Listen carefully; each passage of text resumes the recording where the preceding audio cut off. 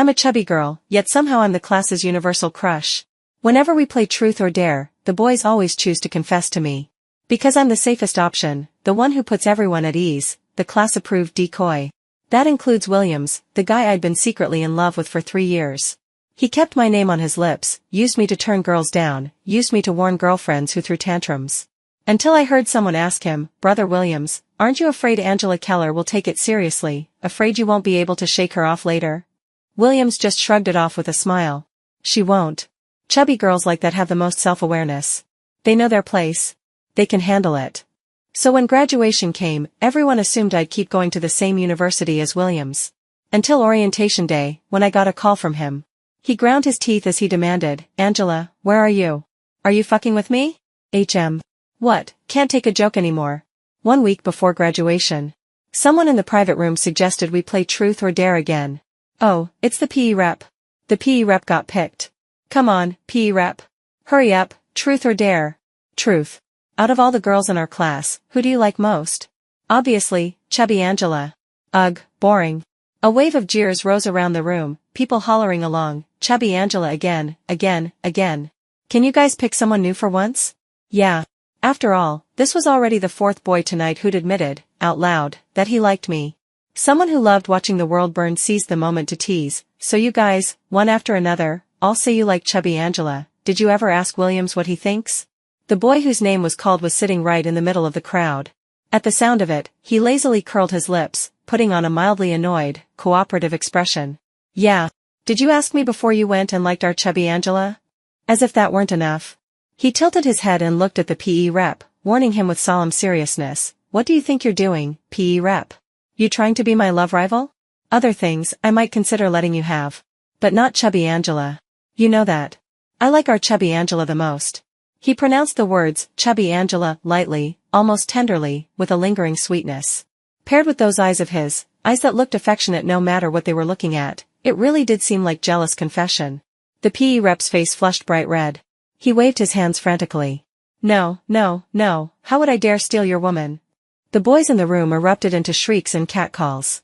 The girls stared at me with open envy, like they wished they could trade places with me on the spot. For a moment, the air in the room turned so intimate it was almost suffocating. Under all those different gazes, I lifted my head, and, as always, smiled in that honest, thick-skinned way. If I didn't know myself so well. If I hadn't overheard Williams talking to someone not long ago. "Brother Williams, you don't actually like Angela Keller, do you? You believe that?" "Me? I don't. See? Even if I said it was true, nobody would believe it." The other person looked suddenly enlightened, then immediately asked, "Then aren't you afraid Angela will take it seriously and you won't be able to get rid of her later? I heard she applied to the same school as you. What if she gets into college and keeps clinging to you?" Williams didn't answer right away. He casually lit a cigarette, leaned against the wall, and slanted a look at him, smiling like it was nothing. "She won't. Chubby girls like her, they're insecure and sensitive inside. They know exactly what they are. They've got the most self-awareness. Besides, Angela likes me so much. She's terrified of making me mad. Relax, she can handle it." Otherwise, in the middle of all this cheering, I might have grown a few naive fantasies. Fantasies about some tacky cliché where a handsome guy doesn't like pretty girls, but falls for the chubby one instead. My name is Angela. Ever since I was little, I've never been quite like other girls. When everyone else was malnourished from studying hard and growing up, I always seemed to go in the opposite direction. In elementary school, because I was taller and heavier than kids my age, not only was my seat pushed to the back, and I had to stand at the end of the line, when we went on spring outings, people would actually avoid me. "Teacher, Angela is tall and fat. She must eat a lot. I don't want to be in a group with her." In middle school, because I developed early, people kept staring at me with that strange look. "Look, Angela brought her huge boobs out again. She's so embarrassing. My mom said only fat people end up like Angela. It's all just piled up flesh." Later, as we got older and entered adolescence, they finally learned to be polite. They stopped saying those things to my face, but it gradually evolved into something else. "If you look closely, Angela's actually pretty. If only she were thinner." Same. If Angela slimmed down, I'd totally chase her. As if that were some supreme compliment bestowed upon me. No one asked for my opinion. No one cared what I thought. They just slapped a label on me anyway. "Angela? Oh, you mean that chubby girl from class 3? Who would like a pig? If she got skinny, I might consider it. I mean, her boobs are huge, ha ha ha. I don't know if everyone's like me, but if it was just one or two people talking, I could pretend not to see it. But when it was a crowd, when the copycats became a pack, I couldn't help it. I'd start to panic, to wonder if something really was wrong with me. Back then, I went home and asked my mom. My mom said, "Kids your age don't know a thing about beauty." Then she abruptly redirected the whole conversation into, "Are you dating early, Angela? Otherwise why would you care about being fat or thin? I'm telling you, if you dare start dating." After she'd made enough of a scene at school with the teachers, I became the newest joke in class all over again. They guessed every day, "Who does Angela like? Who's dating Angela?" And gradually it mutated into, "Angela is your wife. No, you're Angela's husband." Those words weren't malicious on their own, but stitched together, they became a humiliation only I could see. And they didn't allow me, the person involved, to object, at all. The moment I showed even a hint of displeasure, the moment I pushed back, they'd say, "Come on, Angela, it's just a joke. Why are you taking it seriously? Can't even handle a joke, so petty. Fine, fine. We just won't play with you anymore, okay?" From a sociological perspective, a classroom is basically a miniature society. And if you don't want to become an outlier in that society, the only choice is to force yourself to fit in. So I learned to mock myself. I learned self-deprecating humor. I learned to bring up my own fatness before they could, so I could keep the last shred of dignity for myself. I blended in carefully. I lived with them through people-pleasing. On the surface, we seemed close enough. In truth, I had no real friends, no circle, no topic that belonged to me. It wasn't until Williams appeared that this fragile peace was finally broken. Williams transferred into our class in the second semester of 10th grade. The first moment he showed up, he caused a huge stir. Because he was ridiculously good-looking. Sharp features, handsome eyes and brows, long legs and tall height, he stood out like a spotlight among a bunch of underdeveloped teenage boys. Williams became a campus celebrity overnight. His desk was always stuffed with chocolate and love letters. If he walked down a hallway casually, he'd run into different girls blushing as they confessed to him. So many girls in our grade liked him. Of course I was no exception. It wasn't some profound, soul-deep love. At the beginning, it was shallow. I liked his face. After all, who doesn't like looking at something beautiful? At first, I didn't have much interaction with Williams. If you really traced it back, it was because I was tall and sat fairly close to him. So whenever there was a break between classes, some girls who'd never bothered talking to me before suddenly became warm and chatty. They'd come share their little stories with me, and when conversation ran out, they'd casually, accidentally, glance toward the seat behind and to my side. I knew they were looking at Williams, but I didn't want to expose it. For someone like me, an edge-of-the-crowd background character people were used to ignoring, this sudden attention made me strangely grateful for Williams's existence. And Williams seemed long used to those stares, and good at handling them. Because one morning during early self-study, he suddenly patted my back from behind and, without giving me a chance to refuse, shoved a large bag of assorted snack packs into my arms. Smiling warmly, he said apologetically, "I remember your name is Angela, right? These are for you. Sorry for causing you trouble lately." The snacks were stuffed into my arms so abruptly that my brain didn't catch up. While I was still stunned, Williams's deskmate picked up the thread. That boy loved fighting and causing trouble. He liked people calling him the school boss. He'd always judged me openly, and everyone always echoed him, so he'd never once thought of me as anything but a convenient joke. So he chewed his gum with a swaggering slant and went straight for the filth. "Fuck, Williams. Giving this to a pig is a waste, isn't it? Look how fat she is, let me eat it for her, heh." After that, he reached out and snatched the bag right out of my hands.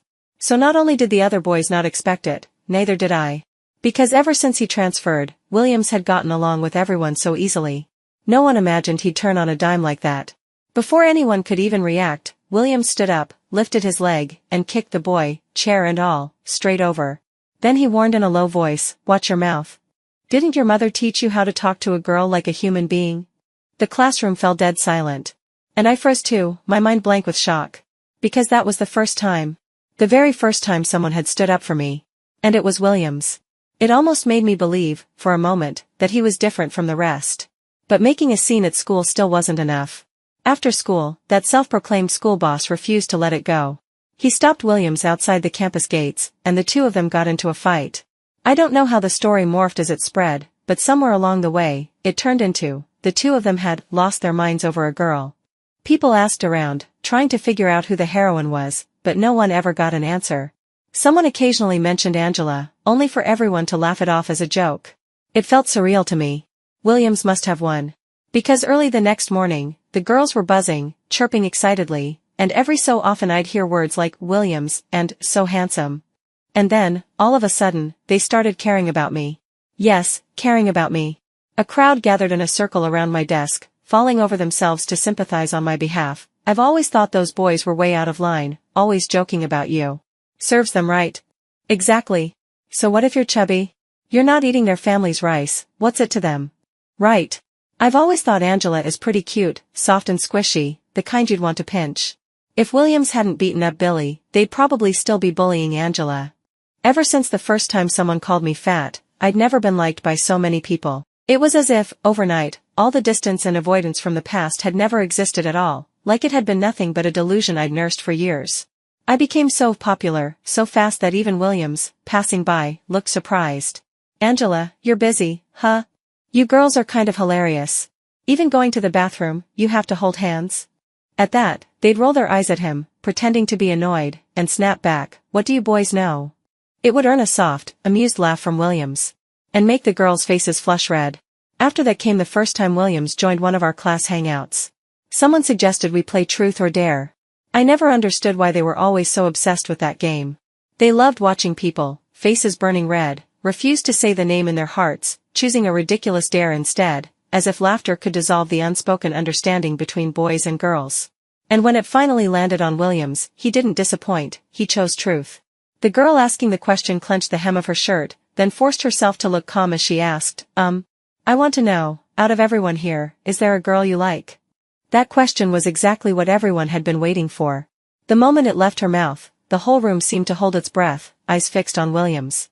For a second, the private room was full of different thoughts, yet quiet to the point of suffocation. Williams raised an eyebrow at first. Then, as if he truly considered it, he pointed in a direction and smiled as he spoke. If I have to pick one, then, he reached out a hand. Then Angela, I guess. Out of everyone here, I like Angela. As soon as he said it, every gaze followed his pointing hand and landed on me. I was sitting in the darkest corner, yet it felt like countless spotlights snapped on at once, leaving me nowhere to hide. My back slowly went stiff. The room fell silent. By all logic, a campus legend like Williams saying he liked me should have made my heart race, should have filled me with shock, with thrilled disbelief. After all, I was just as shallow as anyone else, I liked his face, and I carried the unrealistic daydreams of a teenage girl. But in that moment, my first instinct was fear. Yes, fear. I was afraid Williams was doing exactly what I'd always assumed, just joking. Afraid that his joke would turn me into the target everyone threw stones at. Afraid my old nightmares would replay themselves, all over again. But the outcome wasn't what I'd imagined. None of it happened. Because everyone, just like me, tacitly decided this was nothing more than Williams making an excuse, dodging the question. And not only that. After this, they treated me even better. All of a sudden, I went from the class's universally disliked joke to the class's universal crush. The girls liked keeping things lively with me, because I was closest to Williams. And the boys, somewhere along the way, I don't even know when it started, whenever we played Truth or Dare, no matter what the real answer might have been, they'd all end up choosing the same thing Williams had. Me? I like chubby Angela. Heh, bro, of course I like chubby Angela too. Overnight, I became the perfect excuse for everyone's first stirrings of love. No boy believed it. No girl got jealous. Because nobody truly liked a fat girl, that would get you laughed to death by your buddies. They took all the emotions they didn't know where to put, and dumped them neatly onto me. I was a shield. Pick me, and men got to joke, women got to feel safe. Perfect for all ages, apparently. Even later, in the same kinds of settings, Williams said it countless times, me? Out of everyone here, I obviously like our chubby Angela the most. And still, no one ever took it seriously. Except me. Yeah. I took it seriously. I'd been chubby since I was little, always out of place. Insecure and introverted, but I still had the same longing every normal girl had for a schoolyard romance. A good-looking boy who always said he liked you most. A boy who teased you for fun, who remembered to mention you when everyone else forgot you. Hey, why aren't you asking Angela? Angela, they're going to Fragrant Hills tomorrow, come with us. Angela, want milk tea from the shop by the gate? I'll bring you one when I go out. To the me back then, it was impossible to resist. But I only dared to want it in secret. Because I knew I was fat. I knew I was ordinary. Extraordinary only in the worst way, 5'8", with a weight that belonged on someone 6 feet tall. I knew my shoulders were broad, my back thick, my waist wide. So I was terrified of anyone discovering I liked Williams. The moment I imagined someone saying, with that half-smiling, half-mocking tone, "What? You're this fat and you still dare to like Williams?" I felt so humiliated I wanted to shrink into the ground, hide somewhere no one could ever find me. I didn't want to become their joke, worse than before. But when I set all that aside, I couldn't help comparing, was Williams different from them? Look. He'd never laughed at me. He'd even helped me. He didn't joke around with other girls. Every time, he only chose me. People say a girl's first crush is poetry, fragile, too delicate to examine, a brief loss of reason. So I held this precious feeling carefully in my hands, and started trying to lose weight. It wasn't like I'd never thought about it before. After my mom made a scene at school in middle school, I tried not eating, tried running laps around the track after school every day. At night I was so hungry I couldn't sleep, in the daytime my head swam and stars burst in my vision. And yet it barely worked, I only lost a few pounds. All that mental energy poured into it made my grades slip, and my mom found it. At school, the only thing I could truly hold up with any pride was my grades. I'd always done well, but I wasn't a genius. Every result I had came from twice the effort. And my mom was strict in her expectations, strict in how she managed me. After she tore into me, I was ashamed and miserable, and I gave up the idea. The weight I'd lost rebounded, doubling back the moment I stopped. So this time, I only dared make small changes that wouldn't affect my studying. But weight loss, most of the time, boils down to eating less and moving more. And high school students under the exam system don't exactly have the right to move more, with all that extra time they don't have. I just didn't expect that my little secret would be discovered so quickly, discovered that I wasn't eating lunch. It was a group of student athletes who'd cut class that morning and suddenly came back. When they saw me alone, slumped over my desk, they laughed so loudly it was exaggerated. "No way, Chubby Angela? You've stayed in the classroom for lunch for days now, don't tell me you're dieting for Brother Williams." Even when I flushed crimson and waved my hands in a panic, trying to explain, No.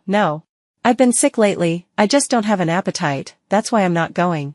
It only made them laugh harder, bending over and clutching their stomachs. Oh my God, dieting for love.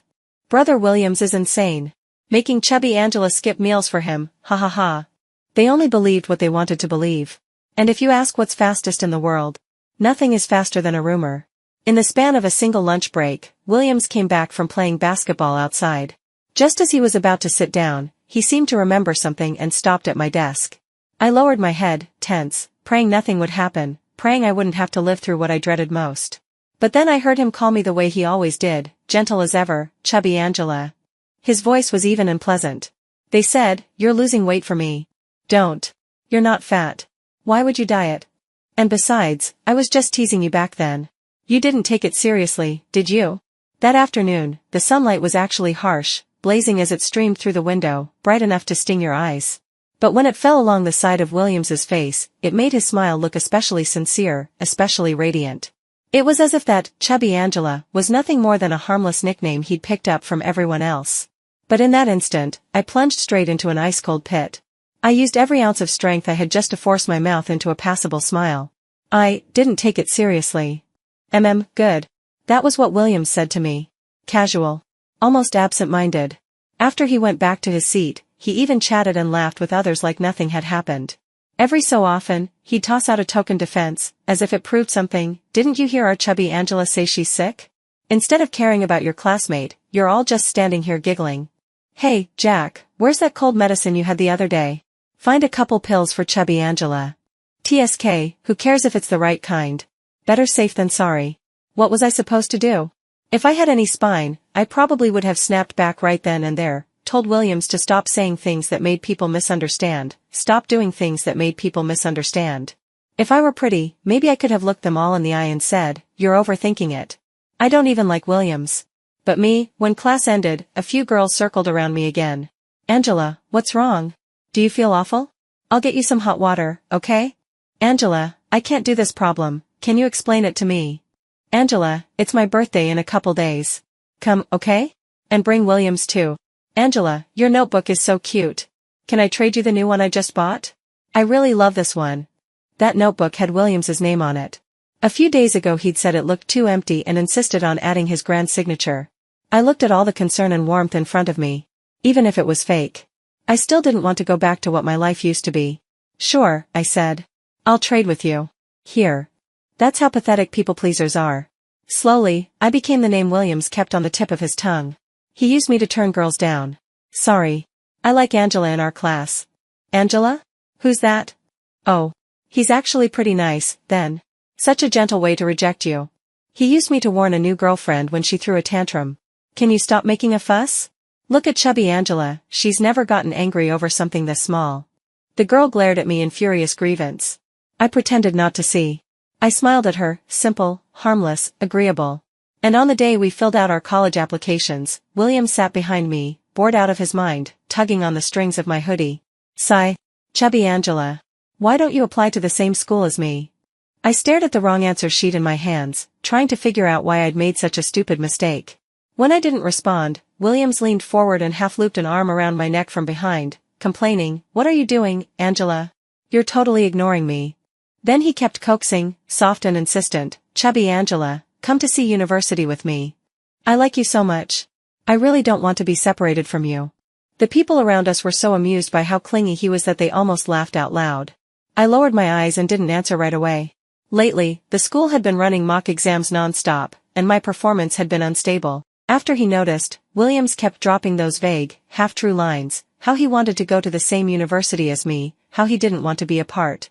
Besides, you might not even do well on the exam. Wouldn't it be better to stay with me? But our grades weren't even in the same universe. My goal had always been a university, an Ivy-level school. Williams's scores hovered around the line for a second-tier college.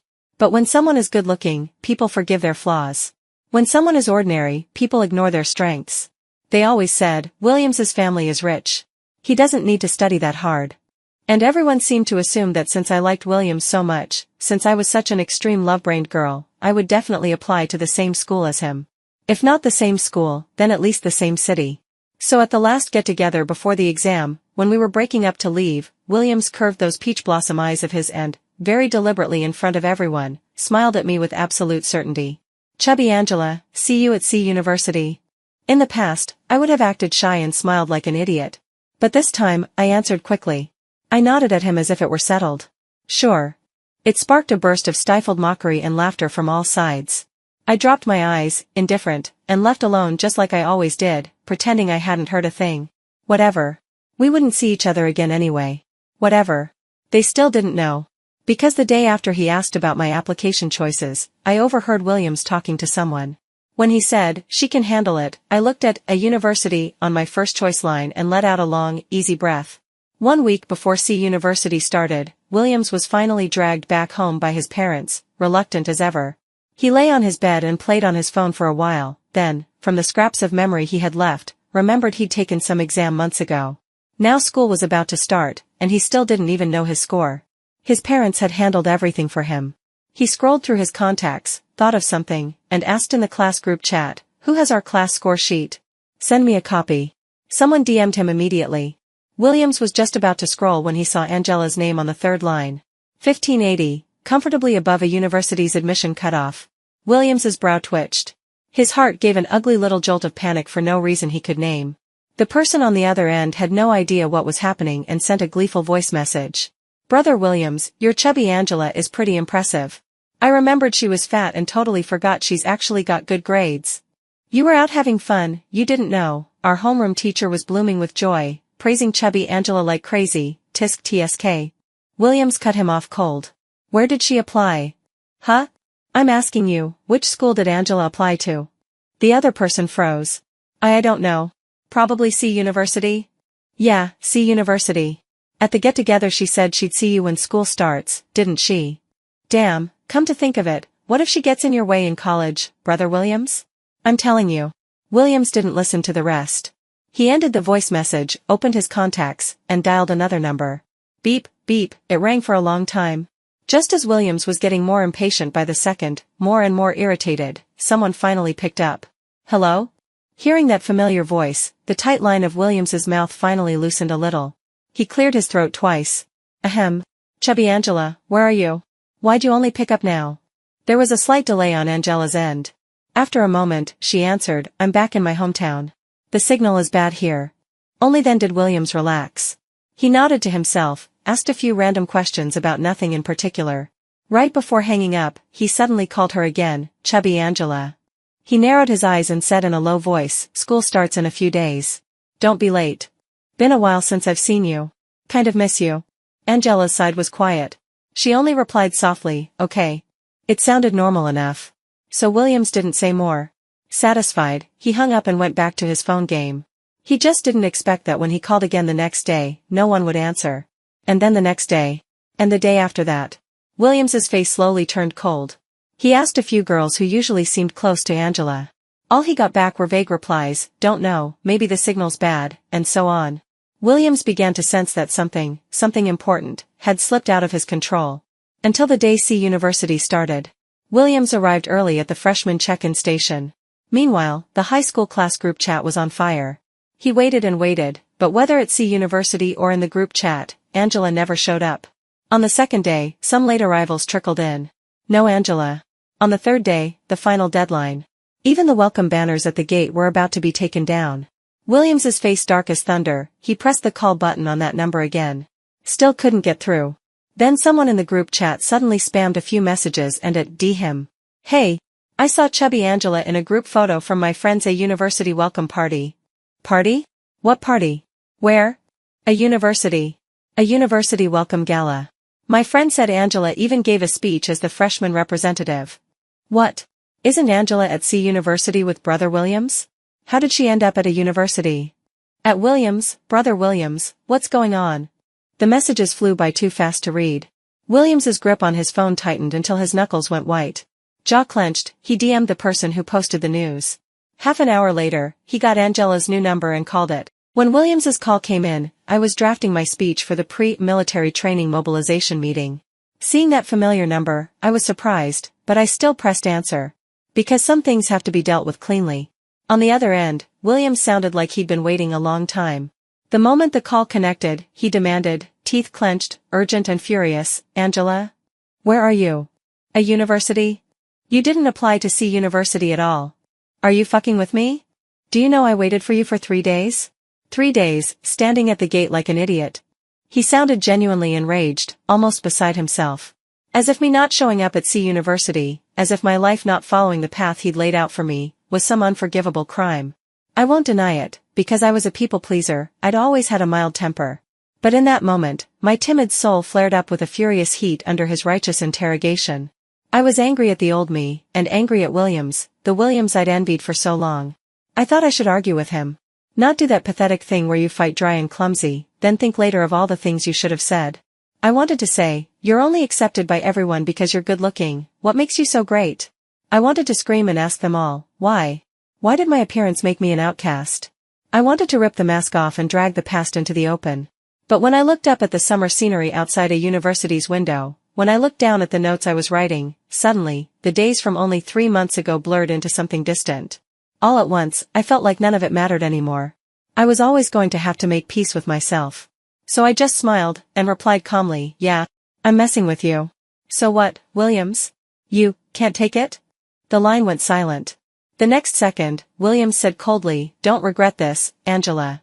Something shattered, then came the sound of the call cutting off. Yes. I was always going to have to make peace with myself. I wanted to tell everyone I was cool and unbothered, that I could leave a trashy guy and rebuild myself like a heroine in a feel-good novel. The reality was, in those months after the college entrance exam, I was anxious and depressed. Not because of Williams. Because I was trapped by my own image, unable to pry my mind away from beauty and what it meant. I started dieting again. I wanted to enter a new school with a new appearance, make new friends, begin a new life. But losing weight is so hard. Everyone knows it's not something you can rush. And yet everyone desperately hopes they can drop dozens of pounds in a short time. Skip meals. Exercise more. Cut carbs. Insomnia. Hair loss. A period that wouldn't come.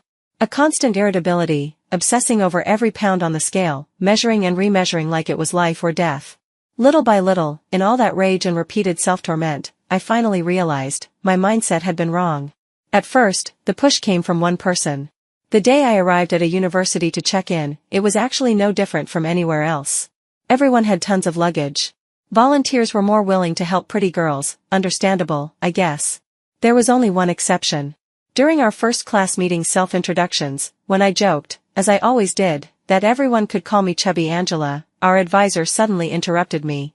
Our advisor was a woman in her early 30s. She wore rimless glasses and looked dignified, strict. Her sharp eyes fixed on me, but she spoke to everyone. Is that your old nickname?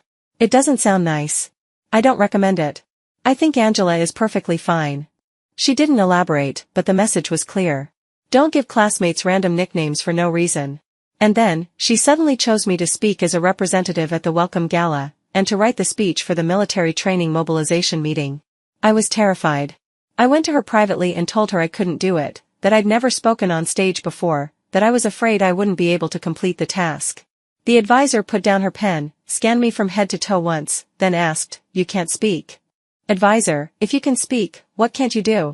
Students who get into a university aren't this timid. She left me speechless.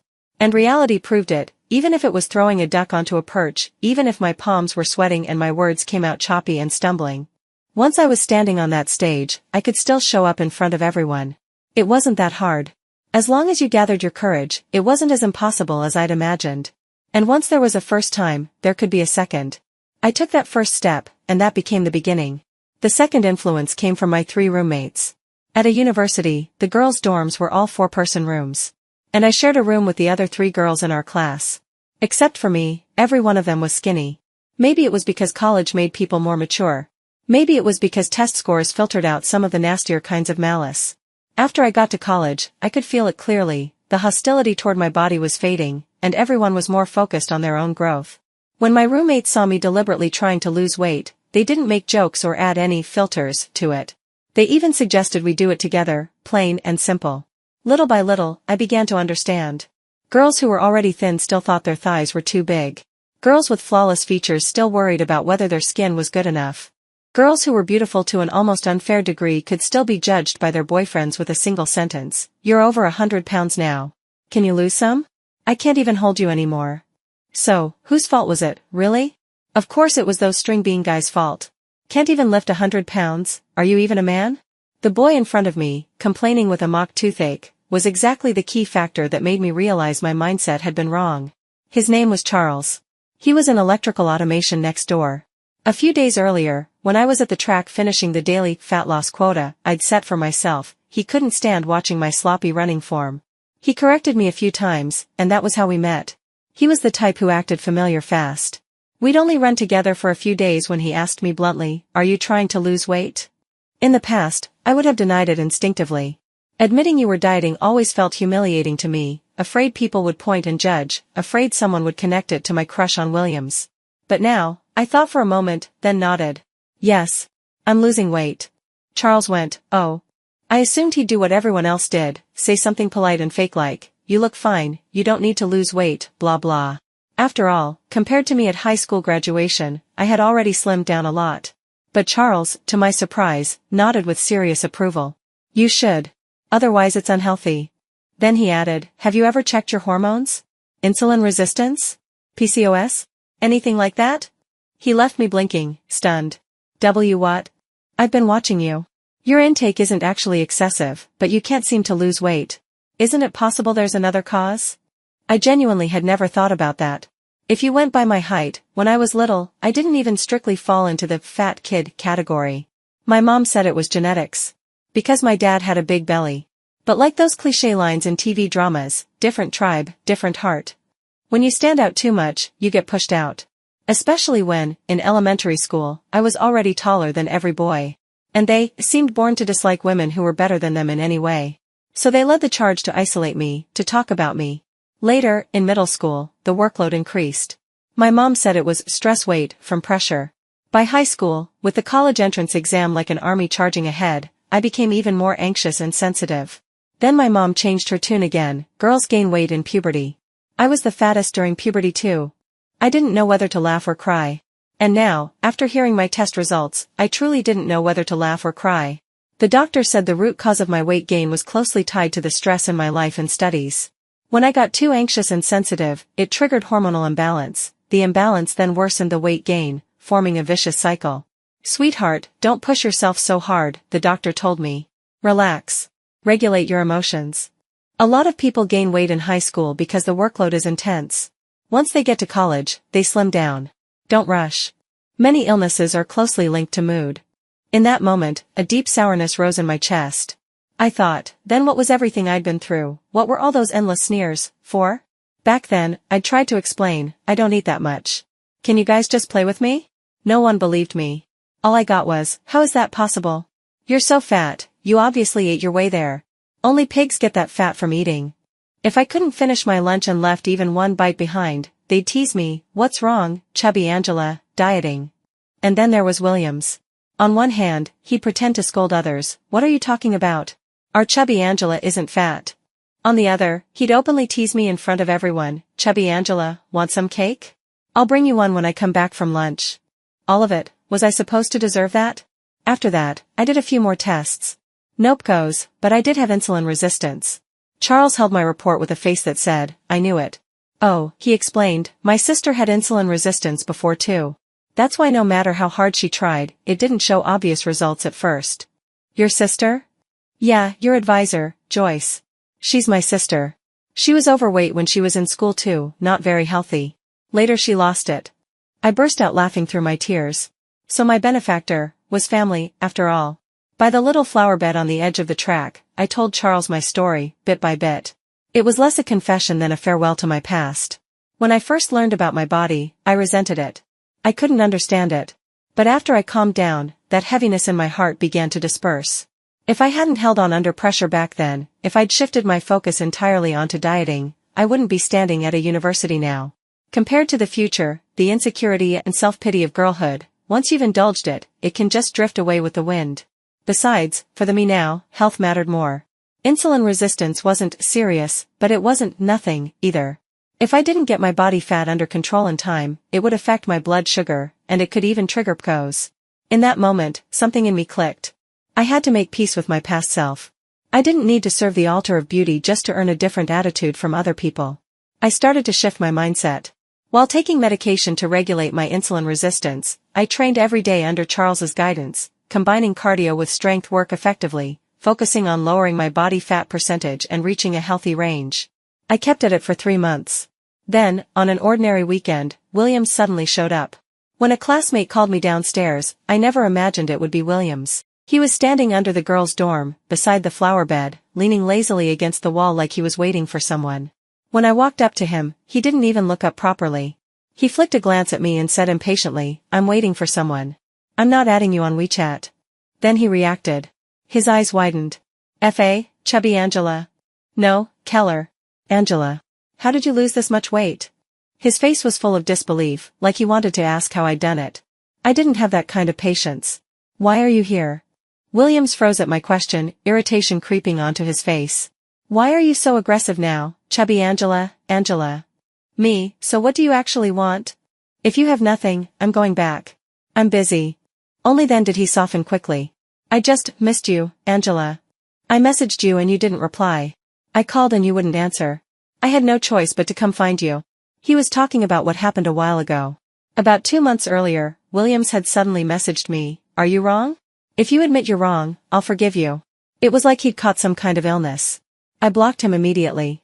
After a while, he used another number, Angela, I said that in the heat of the moment. Don't be mad. I was wrong, okay? I blocked him again. He switched numbers again. Eventually I stopped bothering. I didn't pay attention, and I never expected he'd come in person. But I truly didn't want to see him. Some things happen at 16 and feel just right.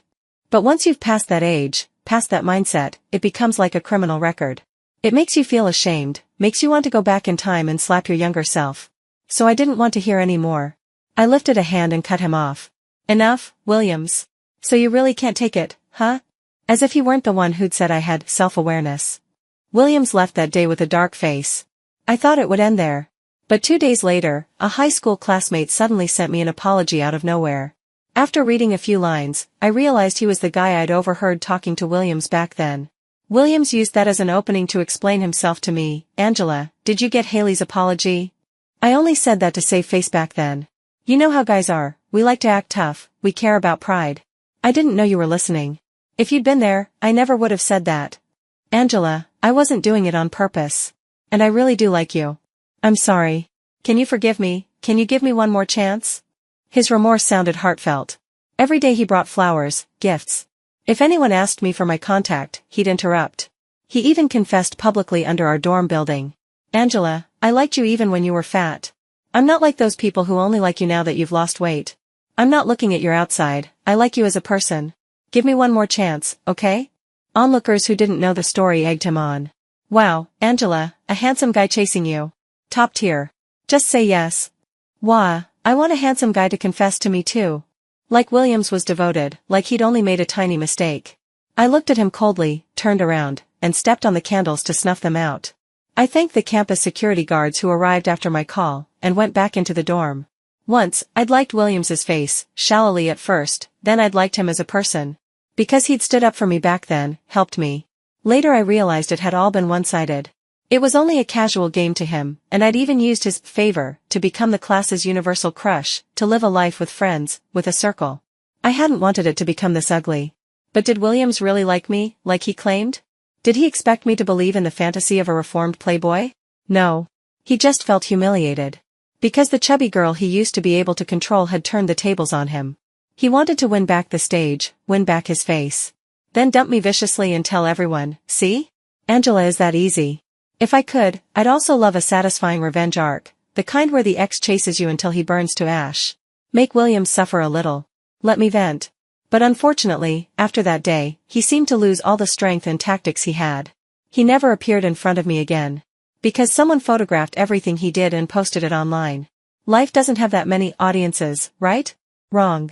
Life is full of audiences. News about me and Williams circulated back into our old high school group chat, and people laughed for days. One boy saw that I'd slimmed down a lot. He joked in the group chat, "Holy shit, chubby Angela is so pretty now. If you lose a bit more, I'll go to a university and chase you too." At Angela. I glanced at it and replied, "Too many pimples, too scrawny. Ugly. Rejected." It was the first time I'd ever spoken in that group chat. The channel went blank for a second. Then it exploded into laughter. The boy got laughed into breaking down and started ranting at me in the chat. But the more he cursed, the harder everyone laughed. And me? Me, I waved at my little coach, jogged over, and got ready to start today's workout.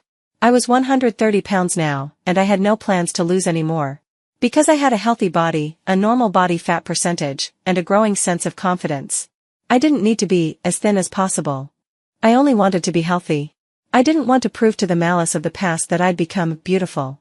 I only wanted to fight for my future, properly, right now. So it wasn't until many years after college graduation, when I returned to my old neighborhood, that I attended a high school reunion for the first time. It had been far too long, not everyone came. When we talked about the past, many people apologized to me sincerely. We were ignorant back then, Sister Angela. Don't hold it against us. I'll drink one as an apology. But Angela, you're seriously impressive now. I see you on the finance channel all the time, you're the one from our class who's doing the best. Seriously. Angela just keeps getting prettier. If I'd known, I wouldn't have married so early. A female classmate said it wearily, holding her little boy.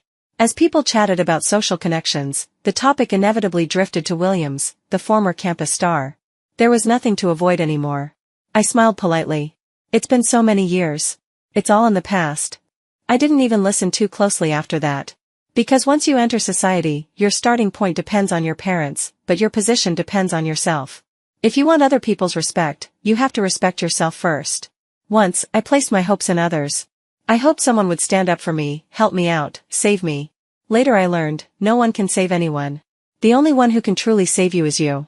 I once told my pain like it was a joke, until someone cried and told me it wasn't funny. My name is Angela. And I hope every girl trapped by being fat can make peace with herself, and live as herself.